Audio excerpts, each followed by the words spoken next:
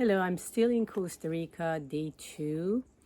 Last night we did breath work, and our group leader, our organizer, Dr. Tim Weeks from Ohio, was telling us that when you breathe shallow and through the chest, not through the diaphragm, you actually are activating the fight or flight a pathway of the nervous system, which is called sympathetic nervous system.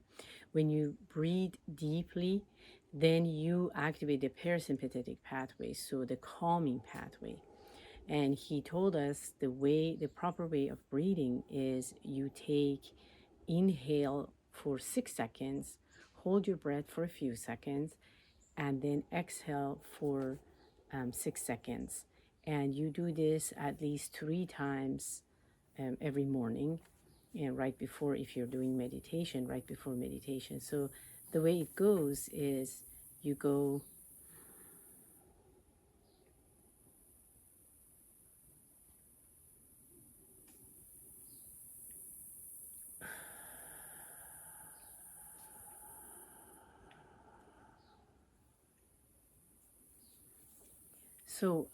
also he said through the nose it's difficult to reach to that 6 seconds, so it's better to do it through the mouth, because then you can hold it for 6 seconds and then let it go for 6 seconds.